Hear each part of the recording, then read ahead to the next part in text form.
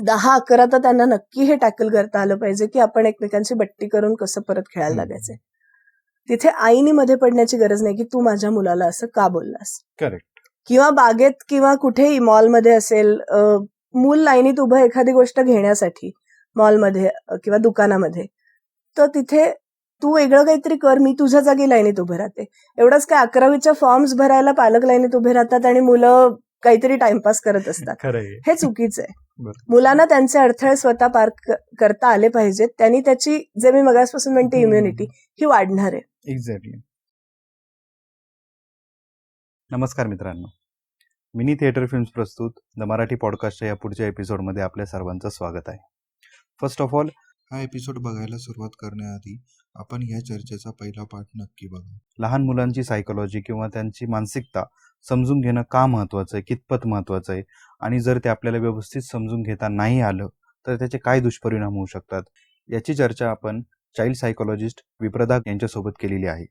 तर चला सुरुवात करूया.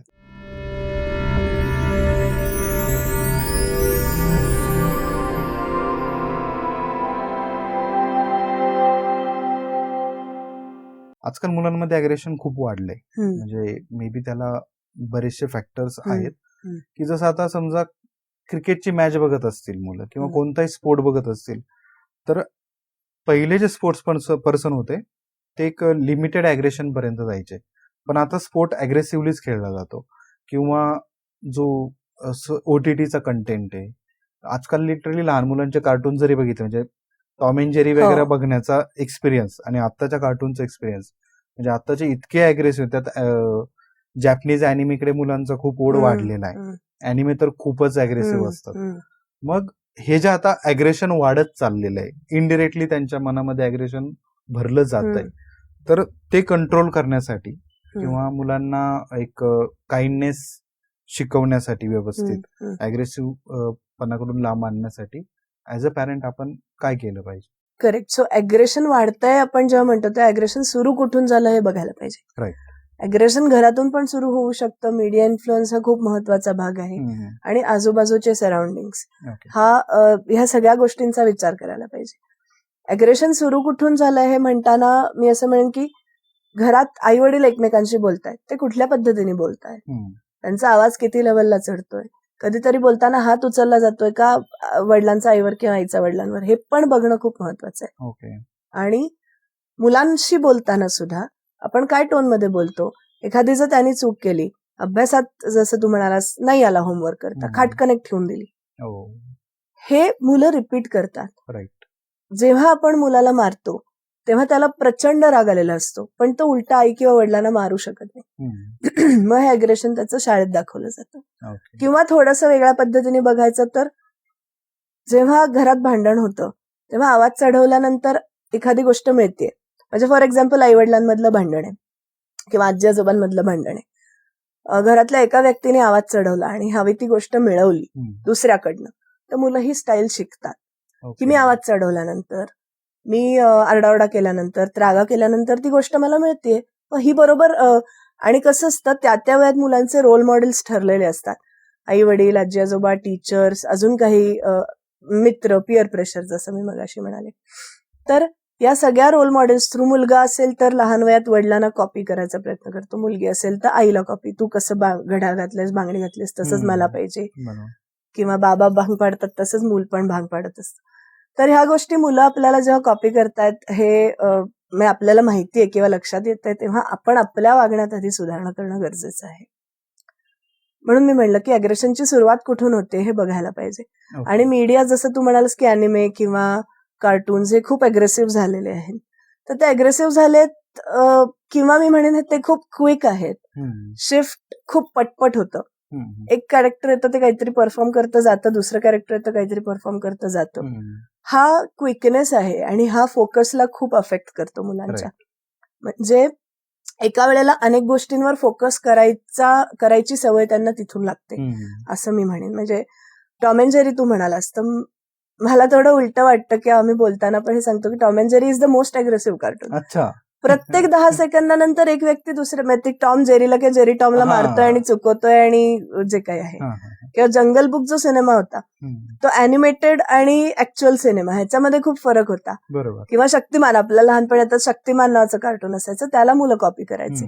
तर जे मी म्हणाले की कार्टून रोल मॉडेल मुलांचे जे बदलत असतात तेव्हा स्क्रीनवरचा रोल मॉडेल पण मुलांचा असू शकतो. Right. आणि हा किती म्हणजे किती छोट्या छोट्या गोष्टीतनं मुलांना आपण इंडिकेशन्स देत असतो.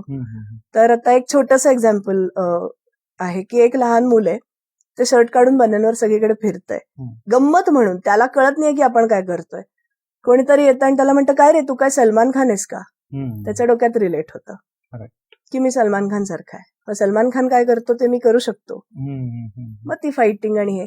आणि जसं कार्टून किंवा काही मूव्हीज मुलं जे बघतायत त्याच्यावर कंट्रोल पेरेंट्सचा असायला पाहिजे. आणि मी म्हणेन की त्याच्यावरती डिस्कशन व्हायला पाहिजे नंतर. म्हणजे नुसतं टीव्ही बघणं असं नाही. तुम्ही काही वेळासाठी मुलांना टीव्ही बघायला अलाउ करताय, दॅट इज टोटली फाईन. पण त्याच्यावर नंतर डिस्कशन व्हायला पाहिजे की तू काय बघितलंस, त्यातनं तुला काय कळलं, मग आपण ते करेक्ट करू शकतो की हे चुकीचं होतं, हे बरोबर होतं. आता हे कुठल्या वयात व्हायला पाहिजे, तर साधारण 1ली-2रीच्या वयात मुलं जे बघितलं ते रिपीट करू शकतात किंवा स्वतःच्या शब्दात सांगू शकतात. 6 years अँड अबाव ते व्यवस्थित सांगू शकतात की मी काय बघितलं आणि त्याच्यातलं मला काय आवडलं किंवा नाही आवडलं. मग तिथे आपला रोल हा असू शकतो की करेक्ट करणं त्यांना की हे आवडलं असलं तुला तरी हे चुकीचं बरं का, हे बाहेर जाऊन नाही करायचं. लहान मुलांना आपण सांगतो की बेडवरनं किंवा टेबलवरनं उडी कोणी समोर असेल तरच मारायची, एकटा असताना हे प्रयोग नाही करायचे. खिडकीत एकटा असताना चढायचं नाही, आम्ही बरोबर असतानाच तू टेबलवरनं खिडकीवर अजून असं चढ. बरोबर. तर हे प्रयोग किंवा ह्या गोष्टी, ज्या गोष्टी योग्य आहेत अयोग्य आहेत हे आपण इनडायरेक्टली खूप वेळेला सांगत असतो मुलांना. तर ते टीव्ही वॉचिंग बद्दल पण व्हावं किंवा मोबाईल वॉचिंग बद्दल पण व्हावं असं मला वाटतं. राईट. कारण अग्रेसिव्हनेस जो आहे, म्हणजे मी हा कोणत्या हिशोबाने बोलतोय, जे सुसाईड अटेम्प्ट जे वाढलेत मुलांमध्ये, म्हणजे लाईक बिलो 15 वाले, टीनेजच्या आधीचे. मागे एक न्यूज वाचली, आय थिंक पुण्यातलीच आहे, की मुलगा कंटिन्यू गेम खेळत होता, पबजी वगैरे खेळत असेल, कंटिन्यू गेम खेळता खेळता आजीने त्याला टोकलं. घरात आई वडील नव्हते, मे बी जॉबला गेलेले असतील, आजी आणि तोच होता. 2 मजली घर आहे. तो टेरेसला गेला, मोबाईल टाकला त्याने तिथंच रागाने, तो टेरेसला गेला, आजी आपलं काम करत होती काहीतरी, त्याने टेरेसवरून उडी मारली, 2nd फ्लोअरवरून खाली. ऑब्व्हियसली खाली सगळं सिमेंटचं वगैरे कडक हे असणारे, तो जागेवर तिथे डेड गेला. त्यानंतर असे अजून बरेच काही, जसं मागे एकदा पण की लाईक रिझल्ट लागायच्या आधीच मुलं आत्महत्या करतायत, रिझल्ट लागायच्या आधीच नस कापून घेतील, ब्लेडने काहीतरी करतील. हे जे प्रकार वाढलेत, ही भीती म्हणा किंवा नकार पचवताच येत नाही मुलांना, हे कशामुळे आजकाल वाढलंय, मुळात त्याचं मूळ रिझन काय? सो आता ह्या दोन्ही गोष्टींमधल्या सुसायडल अटेम्प्टची कारणं वेगळी वेगळी आहेत. खरं तर ह्याच्यावर तुझा अख्खा एपिसोड होईल, इतका हा डीप विषय आहे. पण थोडक्यात जर बोलायचं झालं तर या दोन्ही गोष्टींची कारणं वेगळी वेगळी आहेत. जो पहिलं उदाहरण तू सांगितलंस की खेळताना काहीतरी राग आला आणि त्याने उडी मारली, तर हा राग योग्य पद्धतीने व्यक्त न करता येणं हे त्याच्यामध्ये आहे. आणि इतका राग खरं तर इतक्या लहान मुलाला का येतो, इथपासून त्याची सुरुवात व्हायला पाहिजे. आणि दुसरी गोष्ट जी तू म्हणालास, परीक्षेच्या आधी आत्महत्या करतात मुलं, तर हे प्रेशर हँडलिंग आहे. तर ह्या गोष्टी थोड्याशा लहानपणापासूनच शिकवल्या गेल्या पाहिजेत की राग कसा हँडल करायचा किंवा व्यक्त करायचा, आणि योग्य पद्धत अयोग्य पद्धत काय. आणि काय होतं, जनरली एखादं मूल आहे, कुठल्या तरी गोष्टीवरून ते रागावलं तर खूप चिडचिड केली आणि शांत झालं आपलं आणि ते त्याचं काम करायला लागलं. आपण अजिबात त्याच्याकडे लक्ष दिलं नाही, हे पण चुकीची पद्धत आहे. आणि त्याच्या रागाला गोंजाळणं की अरे नाही शांत हो, तुला काय झालं, हे पण चुकीचं आहे. सो दोन्ही एक्स्ट्रीम्स वरती काम करणं चुकीचं आहे. कधी कधी पेरेंट्स खूप कन्फ्यूज होतात आणि विचारतात की मग हे पण करायचं नाही, ते पण करायचं, मग करायचं काय नक्की. तर कन्फ्यूज ह्याच्यात व्हायचं कारण नाही.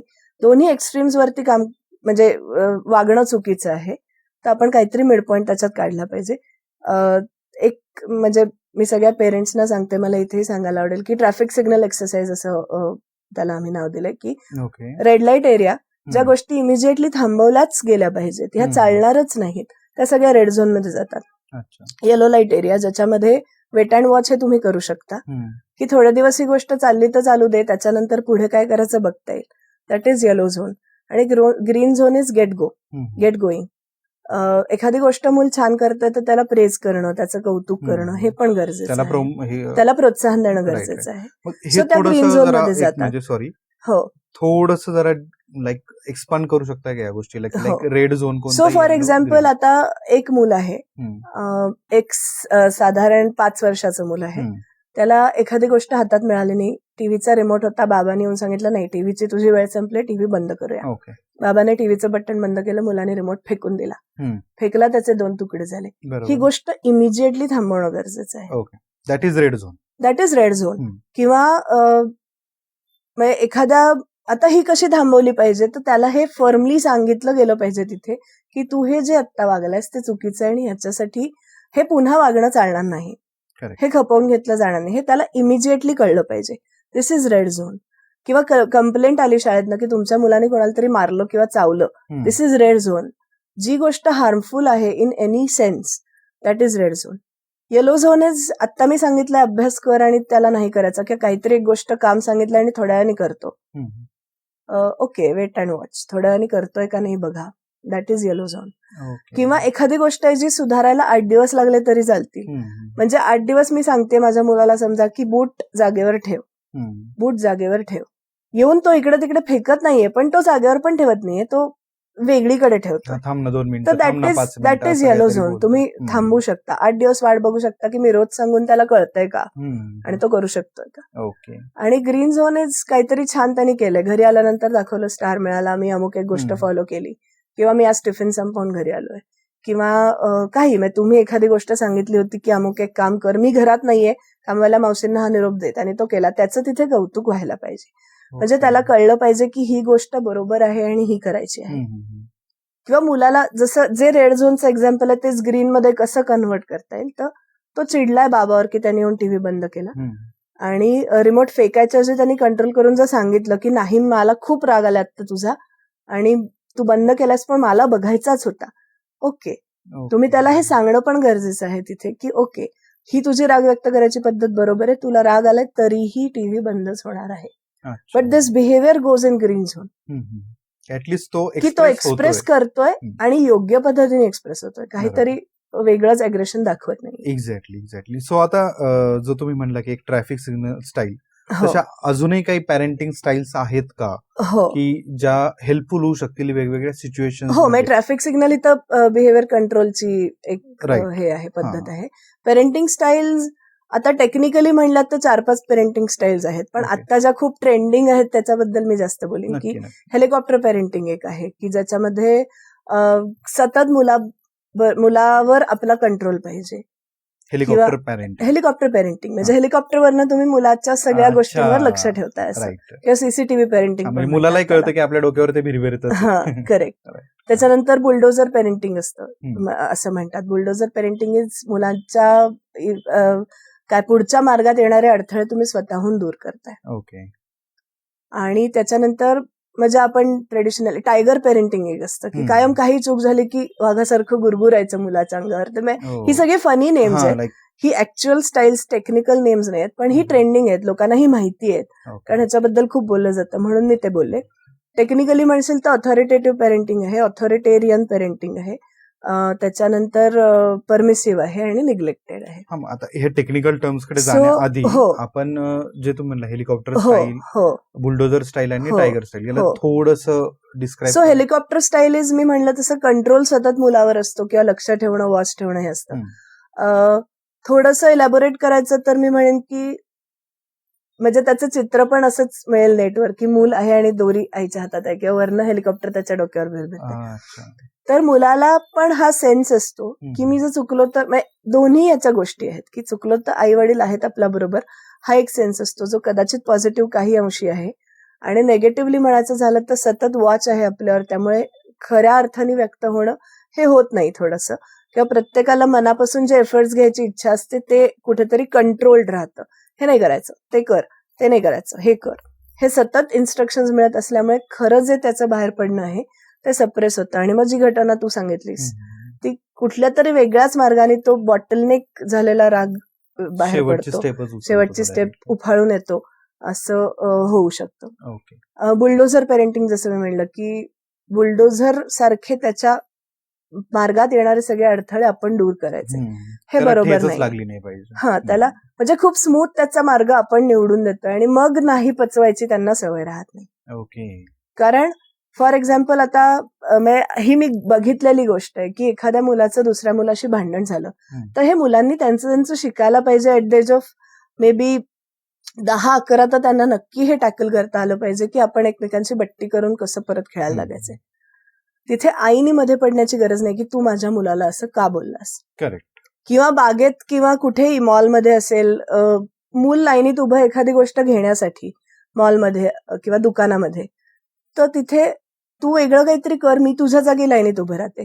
एवढंच काय 11वीच्या फॉर्म्स भरायला पालक लाईनीत उभे राहतात आणि मुलं काहीतरी टाइमपास करत असतात. हे चुकीचं आहे. मुलांना त्यांचे अडथळे स्वतः पार करता आले पाहिजेत. त्यांनी त्याची, जे मी मगासपासून म्हणते, इम्युनिटी ही वाढणार आहे. एक्झॅक्टली. म्हणजे त्यांना स्पर्धा करायला आपण आपली अपेक्षा आहे की त्यांनी स्पर्धा करायला पाहिजे, पण त्याच्यासाठीची तयारी कुठून सुरू होते ते आपण विसरून जातोय. हे बरोबर नाही. बरोबर. आणि किंवा आता टीचर होमवर्क केला नाही तर टीचरला तू तुझं जाऊन फेस कर, मी येणार नाही शाळेत भेटायला, हे योग्य वेळात सांगणं गरजेचं आहे. करेक्ट. हा, म्हणजे जी काही शिक्षा होईल ती तू तुझी भोग. खोटी नोट मी लिहून देणार नाही की आजारी होता म्हणून होमवर्क झाला नाही. खरं तर तो टीव्हीवर मॅच बघत बसला होता किंवा सिनेमा बघत बसला होता. बरोबर. आणि जी टायगर पेरेंटिंग आहे, जे मी म्हणाले की काही चूक केली की पटकन जजमेंटल व्हायचं, तर असं पण नाही होता कामा की मूल जे हे थोडंसं ना, तू मगाशी जे म्हणालास की प्रत्येक गोष्टीत मुलांनी बेस्टच असलं पाहिजे ह्याच्याकडे जातं की काही चूक झाली की हातात छडी, हे बरोबर नाही. किंवा वस्कन ओरडणं जे आपण म्हणतो ना, की प्रत्येक वेळेला ना एक गोष्ट करताना मुलाच्या डोक्यात हे नाही असायला पाहिजे की ह्याच्यानंतर आई बाबा काय म्हणतील, मला ऍक्सेप्टन्स तो मिळेल का नाही. ही गोष्ट करून आणि मग ह्याच्यातून थोडंसं खोटं बोलण्याला सुरुवात होते. जेव्हा मुलाला माहितीये की घरी जाऊन ही गोष्ट सांगितल्यानंतर मारच खायचा आहे किंवा बोलणीच खायची आहे, ती गोष्ट मी सांगतच नाही. मग बाहेरनं कुठनं तरी कळतं. मग परीक्षेचे मार्क लपवणं, पेपरवर खाडाखोड करणं, अशाही अनेक घटना आपण वाचतो. नकली सिग्नेचर करणं किंवा मार्क बदला बदली करणं, कॉपी करणं फॉर दॅट मॅटर, की मला येत नाही, मला माहितीये, पण मला पास तर झालंच पाहिजे. हे ह्याला थोडीशी पूर्णपणे पालक कारणीभूत आहे तसं माझं म्हणणं नाहीये, पण त्याची सुरुवात किंवा त्याला खतपाणी तरी घालू नये. करेक्ट. आणि ज्या मग टेक्निकल टर्म्स आहेत तुम्ही जे म्हणालात पॅरेंटिंग, त्या काय आहेत? ऑथॉरिटेरियन म्हणजे थोडंसं टायगर पेरेंटिंग सारखं आहे. मी म्हणेन तेच केलं पाहिजे किंवा कंट्रोलिंग सतत. ऑथॉरिटेटिव्ह म्हणजे चूक बरोबर काय आहे ती आयडियल स्टाईल खरं तर मानली जाते काही गोष्टीत, मोस्ट ऑफ द टाइम्स, की चूक बरोबर काय ते मी सांगणार, मी तुला मार्ग दाखवणार, त्यात पुढे कसं जायचं हे तू करायचंस, तू त्याच्यासाठी एफर्ट्स घ्यायचे. परमिसिव्ह पेरेंटिंग म्हणजे अलाउ करणं सगळ्या गोष्टी, म्हणजे लाड, थोडेसे जास्त प्रमाणात लाड, किंवा ओके मुलांच्या कलानी घ्या, मुलांना हवं तसं करा. आणि निग्लेक्टेड म्हणजे जे मगाशी आपण बोललो की पैसा आहे, हेल्प आहे, तर सगळ्या गोष्टी करू द्यायच्या, पण वेळ, क्वालिटी टाइम तिथे थोडासा मिसिंग असतो. बरोबर. आणि यात आता म्हणजे मी एक एक्झाम्पल देतो, माझ्या जवळचं उदाहरण आहे ते. झालं असं की 2 मुलं आहेत, त्यांना 2 मुलांमध्ये साधारण 5 वर्षाचा डिफरन्स आहे. मोठा मुलगा एक साधारण 10-11 वर्षाचा आणि बारका 5-6 वर्षाचा असेल. आता हा मोठा ज्यावेळेस जन्मला तेव्हापासून खूप लाड, दोन्ही मुलंच आहेत, दोन्ही मुलंच आहे, मेल दोन्ही.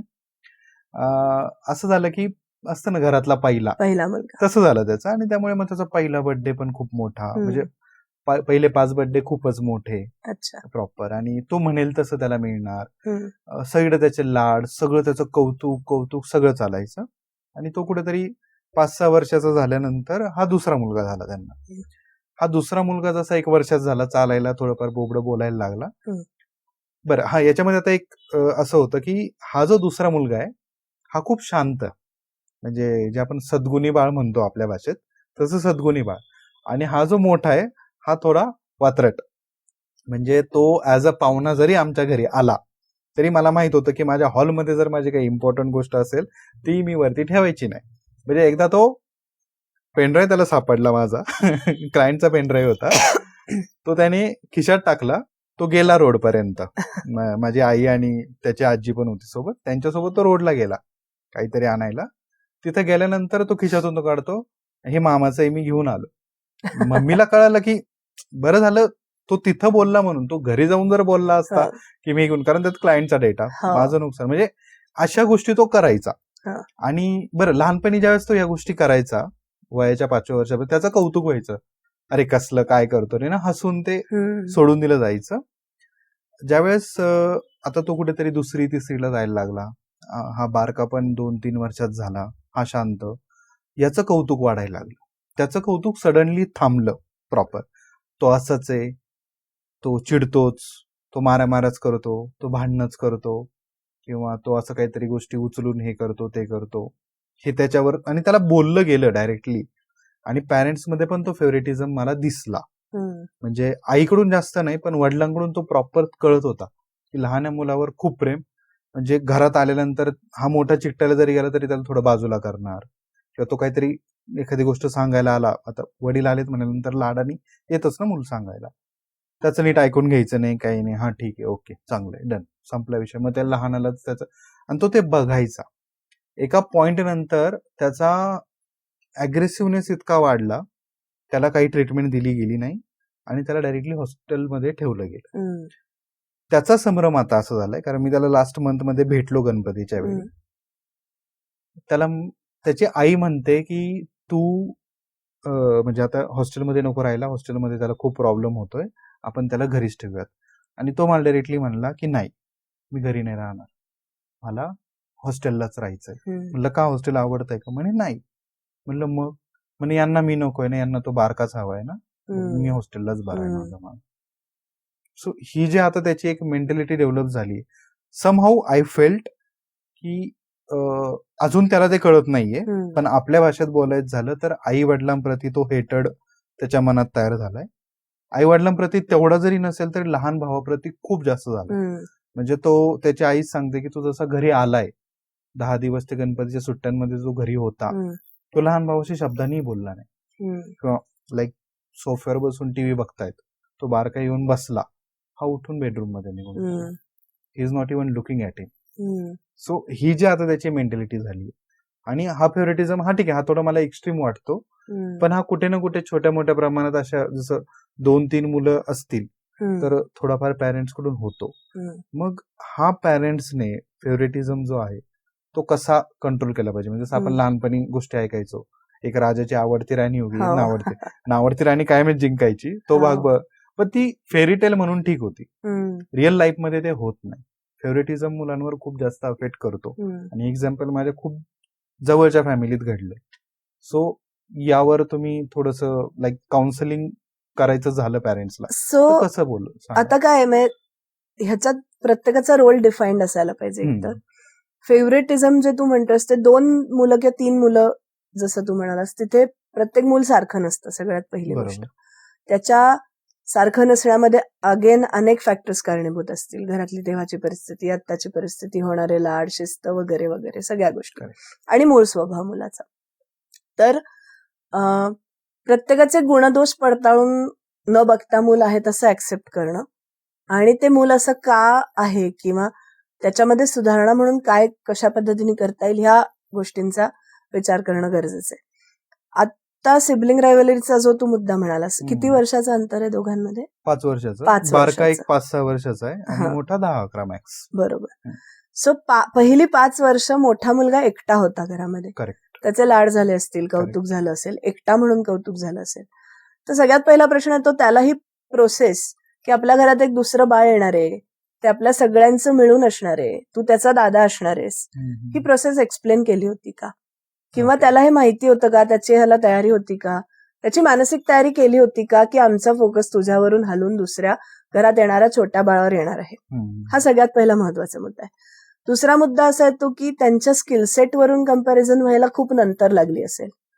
जोपर्यंत ते बाळ आहे तोपर्यंत तेव्हापासून ते सुरू. करेक्ट. सो तोपर्यंत त्या बाळाकडे सगळ्यांचं लक्ष असणं ही खूप ऑब्व्हियस गोष्ट आहे. बरोबर. ह्याच्यामध्ये तुम्ही सोसायटीला काही, आजूबाजूच्या लोकांना काही सांगू शकत नाही. तर आई वडील म्हणून किंवा आजी आजोबा म्हणून किंवा जवळचे नातेवाईक म्हणून घरातले लोक काय करू शकतात? तर बेसिकली मी म्हणलं तसं आधी त्याची तयारी मानसिक तयारी करणं की आपल्या घरात एक बाळ जन्माला येणार आहे आणि तू त्याचा दादा असणार आहेस. थोडंसं रिस्पॉन्सिबिलिटी शेअरिंग करणं, बाळासाठी खरेदी करताना त्याला इन्व्हॉल्व्ह करणं, की तुला आपल्या बाळाला हा कुठला ड्रेस चांगला दिसेल, तुला काय वाटतंय कुठला कलर त्याला आवडेल, बाळाचं नाव काय ठेवूया, हे 2 ऑप्शन्स आहेत, तुला कुठलं नाव आवडलंय, ह्या गोष्टीत त्याला इन्व्हॉल्व्ह करणं गरजेचं आहे, जेणेकरून त्याला ते बाळ आपलं वाटलं पाहिजे. त्याचं त्या बाळाशी बिलॉंगिंग आहे, नातं आहे, हे त्याला जवळचं काहीतरी आहे हे वाटलं पाहिजे. आणि दुसरी गोष्ट सगळ्यात महत्वाची अशी आहे की आतापर्यंत तू होतास, अजूनही तू आमच्यासाठी महत्वाचा आहेस, पण तुझ्या बरोबरीने हे पण आता दुसरं बाळ आहे जे आपल्या सगळ्यांसाठी महत्वाचं आहे. सो शेअरिंग फॅक्टर हा जिथे सुरू होतो तिथे सगळ्यात पहिलं आईवडिलांचा वेळ शेअर केला जातो, आईवडिलांचं अटेन्शन आणि आईवडिलांचं प्रेम, ज्या गोष्टींना मुलांची तयारी नसते असं आपण म्हणतो. आणि तुझे हेट्रेड म्हणालास तो आईवडिलांपेक्षा त्या बाळाबद्दल जास्त आहे, कारण त्याच्यामुळे माझं आईवडिलांचं माझ्यावरचं प्रेम कमी झालं, ही भावना मुलांच्या डोक्यात असते. सो त्यासाठी थोडंसं ट्रीटमेंट खूप पुढचा, तू म्हणालास तसं ट्रीटमेंट खूप पुढचा भाग होईल. आधी त्याची तयारी करणं गरजेचं आहे, किंवा त्याला तो बिलॉंगिंगनेस येणं गरजेचं आहे की हे बाळ आपलं सगळ्यांचं आहे. आणि आता समजा एखादी गोष्ट बाळासाठी आणायची, लहान असताना 1 वर्षाचं 2 वर्षाचं बाळ असताना, तर दोघांसाठी आणली जाऊ शकते घरामध्ये. प्रत्येक वेळेला सेम किमतीची सेम गोष्ट आणायला पाहिजे असं नाही. ह्याला मोठं काहीतरी आणलं तर त्याला छोटंसं काहीतरी आणलं तरी मुलं खुश होतात लहान वयामध्ये. आणि दुसरं म्हणजे वाढदिवस आहे, आता समजा छोट्याचा वाढदिवस आहे, तर छोट्याचा वाढदिवस आहे म्हणून त्याला मोठं गिफ्ट, आणि तुझा वाढदिवस आहे म्हणून तुझा नाहीये म्हणून तुला काहीतरी छोटंसं टोकन, हे उलटं पण करतोय का आपण, की तुझा वाढदिवस आहे म्हणून तुला मोठं काहीतरी गिफ्ट आणि छोट्याला त्या दिवशी टोकनच दिले बरं का, हे पण बघणं गरजेचं आहे. मग तो समतोल साधणं गरजेचं आहे, तर मुलांमध्ये बॉन्डिंग टिकून राहतं. 2 भावंडांमध्ये लहानपणी भांडणं मारामारी हे खूप कॉमन आहे आणि ते व्हायलाच पाहिजे, पण ते नॉर्मल बिहेवियर आहे. कारण पण त्यांच्यामध्ये तेवढंच बॉन्डिंग पण तयार व्हायला पाहिजे. ह्याच्यासाठी थोडी रिस्पॉन्सिबिलिटी देणं मोठ्याला छोट्याची, हे पण गरजेचं आहे. मग त्याच्या कामात त्याला इन्व्हॉल्व्ह करून घेणं. बाळ असताना त्याचे कपडे बदलताना, जा जरा मला त्याची चड्डी आणून दे, त्याचे कपडे आणून दे, झबलं आणून दे, इथपासून इन्व्हॉल्वमेंट होणं. किंवा त्याला खायला हा खाऊ केलाय, बघ बरं खाऊन त्याला आवडेल का, इथपासून इन्व्हॉल्व्ह करणं खूप महत्वाचं ठरतं. तर त्याच्या मनात दुसऱ्याविषयी प्रेम जागृत होतं. आणि पूर्वी कसं व्हायचं ना, जॉईंट फॅमिलीमध्ये खूप मुलं असायची, त्यामुळे शेअरिंगची किंवा एकमेकांशी बॉन्डिंग असायची, मुलांना सवय होती. किंवा ते ना, जसं मी मगाशी म्हणलं, कॉपी करतात, अनुकरण करतात मोठ्यांचं, तर ते बॉन्डिंग ते मोठ्यांमध्ये पण बघायचे. माझा बाबा माझ्या काकाशी कसा वागतो, आई मावशीशी कशी वागते, हे पण ते बघायचे, कारण एकाच घरात अनेक लोक होती. आता न्यूक्लिअर फॅमिलीमध्ये फक्त आई वडील आणि फक्त आई वडिलांचं अटेन्शन, किंवा फार फार तर आजी आजोबा, आणि त्यांचं अटेन्शन छोट्यावर केलंय, हे त्यांना सहन होत नाही. सो ह्याच्यामध्ये अजून एक भाग असा पण करता येईल की जेव्हा आई छोट्या बाळाबरोबर आहे, तेव्हा बाबांना वेळ असेल किंवा आजीला वेळ असेल, तर तिने तो मोठ्यासाठी देणं. उलट जर छोट्याला थोड्या वेळ आजी सांभाळत असेल, तर आईने मोठ्याबरोबर तेवढा वेळ घालवणं, म्हणजे आपणही हवे होत पण कोणतरी आलंय हे ऍक्सेप्ट होऊ शकतं. मग आता आणि जे तू मगाशी म्हणालास की तो दंगेखोर होता किंवा तो खूप अग्रेसिव्ह होता, तो कशामुळे अग्रेसिव्ह होता, कारण पूर्ण अटेन्शन त्याच्यावर होतं, खूप लाड झाले. सो ह्या गोष्टींचा पण विचार थोडासा व्हायला पाहिजे की लाड झालेत म्हणून तो असा झालाय, आणि मग त्याच्या पुढे जाऊन त्याला हे ऍक्सेप्ट करायचं की आता मी नकोय, आणि का नकोय तर दुसरं कोणतरी आलंय, हे अवघड जात असणार. सो मग आता ही जी त्याची मेंटॅलिटी झालीये समजा, किंवा तो एक आई वडिलांप्रती एक माइल्ड लेवलचा हेटर्ड तयार झालाय, मे बी छोट्या भावाप्रती खूपच जास्त झालेला आहे, हा जर आता कंट्रोल करायचा असेल, किंवा त्याला आता एक हे समजून सांगायचं असेल की बाई असं नाहीये की तू आमच्यासाठी इम्पॉर्टंट नाहीयेस, तू आमचा लाडका नाहीयेस, तूही आहेस, तूही आमच्यासाठी इम्पॉर्टंट आहेस, तर हे आता पॅरेंट्सने ह्या स्टेजच्या पुढे काय त्याला म्हणजे लाईक बाय ट्रीटमेंट काय केलं पाहिजे, किंवा जर समजा एखादी मेडिकल हेल्प लाईक सायकोलॉजिस्टची हेल्प वगैरे जर घ्यायची झाली, तर ती पण घेतली पाहिजे का? म्हणजे तुम्ही ऍज अ कन्सल्टंट कसं ह्या समजा तुमच्याकडे ऍज अ ते पेशंट म्हणून त्याला घेऊन आले, तर तुम्ही त्याला आता काय कन्सल्ट कराल? सो बेसिकली आधी असं सांगणं थोडंसं अवघड आहे, कारण त्या मुलाचा स्वभाव, आई वडिलांची वागण्याची, पण जनरलाइज म्हणायचं झालं तर आधी आई वडिलांना थोडंसं बदलायची गरज आहे डेफिनेटली. आणि थोडासा निर्णय चुकला असेल तर तो हॉस्टेलला टाकणं हा मला थोडा चुकीचा वाटतो. कारण म्हणजे आधीच तो लांब गेलाय तुमच्यापासून आणि हम्म. अजून तुम्ही लांब त्याला पाठवताय, तर ते तेवढं फेवरेबल नाहीये त्याच्यासाठी. तर हॉस्टेलवरनं परत यायला तो तयार नाहीये. का तयार नाहीये? तर तुम्हाला तो हवाय, मी नकोय. हे त्याला समजावून सांगण्याची खूप गरज आहे की आम्हाला तू पण हवायस, पण काही काळ असं झालं आमच्याकडून. सो आईवडिलांनी तिथे थोडंसं झुकतं माप घ्यायला काही हरकत नाही की झालं असं की तुझ्याकडे दुर्लक्ष झालं, पण ह्याचा अर्थ असा होत नाही की आम्हाला तू नकोच आहेस, तू पण हवायस. पण मग म्हणजे दोन्ही गोष्टी आहेत की आमची पण चूक झाली, ती पण ऍक्सेप्ट करणं, आणि तू पण त्यावेळेला कसा वागत होतास, तुला पण तो नकोसा होता, मग आम्हाला ती पण काळजी दोघांचीही आहे. सो हे त्याला पण समजावून देणं खूप गरजेचं आहे की तुझं वागणं पण लहान बाळाप्रती चुकत होतं थोडंसं, आणि तू मोठा आहेस, तू तेवढी रिस्पॉन्सिबिलिटी घ्यायला पाहिजेस, आणि आमचंही चुकत होतं. तर आपण आता दोघांनी मिळून 10-11 वर्षाचा, म्हणजे तो समजत्या वयातला आहे, करेक्ट. दोघांच्या साईडने आपण प्रयत्न करूया, आणि तू आम्हाला हवा आहेस, तू परत ये, तू आम्हाला हवा आहेस, आपण सगळे फॅमिली म्हणून राहूया. हे त्या मुलापर्यंत पोचणं, आणि हे असं नुसतं सांगून होईल असं नाही. थोडंसं त्याला फ्रिक्वेंटली जाऊन भेटणं, त्याचे थोडेफार लाड करणं, जसे आधी पण होत होते. बाळाबद्दल आता तो मोठा झालाय मुलगा, तो 5 वर्षाचा जो आहे लहान मुलगा, त्याच्याबद्दल काहीतरी गोष्टी शेअर करणं, ओके. त्याला रिस्पॉन्सिबिलिटी देणं, ह्या गोष्टी खूप महत्वाच्या ठरतात. त्याच्या मनात जो हेट्रेड निर्माण झालाय तो थोडासा कमी करण्यासाठी. ओके. आणि थेरपी किंवा ट्रीटमेंट जे तू म्हणालास, तर ट्रीटमेंट म्हणजे लहान मुलांना खूप असं काउन्सिलिंग, बोलून बसून जसं मोठी माणसं बोलतात तसं होत नाही. So stories through, play therapy, खेळाखेळातनं जेवढं सांगता येईल तेवढं आम्ही सांगण्याचा प्रयत्न करत असतो. सो पालकांना पण आम्ही तेच सांगतो की अशा काही स्टोरीज तुम्ही सिलेक्ट करा ज्या तुमच्या सिच्युएशनशी रिलेटेड आहे, करंट परिस्थितीशी रिलेटेड आहेत, किंवा तुम्ही तयार करा आणि त्या मुलांना सांगा, त्याचा खूप जास्त चांगला उपयोग होतो. आणि मग आता ह्या पॉडकास्टच्या आपण शेवटाकडे येतोच. हो. सो म्हणजे आजकाल असं म्हणजे एक गोष्ट मी पण ऑब्झर्व केली की जे लहान मुलं आहे, म्हणजे नुकतेच जन्मलेले ना, आता कुठेतरी त्यांना दुधाच्या पलीकडे बाकी गोष्टी ते खाऊ शकतात छोट्या मोठ्या. पण असं होतं की त्यांना दूध जरी पाजायचं असेल किंवा त्यांना ते गोष्ट खाऊ घालायची असेल, एक वर्षभराचं 2 वर्षाचं मुलं असेल, टीव्हीवरती युट्यूबला ते एखादं कार्टून वगैरे काहीतरी लावावंच लागतं, किंवा ते सॉंग्स जे आहेत इंग्लिशवाले कार्टून्स ते लावावे लागतात, अदरवाईज ते खात नाहीत. किंवा तुम्हाला काहीतरी काम आवरायचंय आणि तो सारखं म्हणजे किचनमध्ये फॉर एक्झाम्पल भांडे घासायचे, पण तो सारखा मध्ये मध्ये करतोय, मग त्याला शांत बसवायचंय, त्या टीव्हीवर ते कार्टून लावून. मग ही जी पॅरेंटिंग, मग त्यामुळे होतं कसं की स्क्रीन टाइम खूप कमी वयात खूप जास्त वाढून जातो, आणि मे बी आय थिंक त्याचा मुलांवरती त्यांच्या मेंटल डेव्हलपमेंटवरती खूप मोठा वाईट परिणाम होतोय. मग याला जर अल्टरनेटिव्ह द्यायचे झाले, इन्स्टेड ऑफ लाईक, आणि हे खूप लहान मुलांसाठी आहे, म्हणजे लाईक बिलो 5 घेऊयात आपण आता इथे, की 5 वर्षाखालील मुलांना टीव्ही किंवा स्क्रीन रिलेटेड गोष्टी बाजूला ठेवून जर काही अल्टरनेटिव्ह द्यायचा झालाच, तर मग पॅरेंट्सकडे काय ऑप्शन असू शकतात?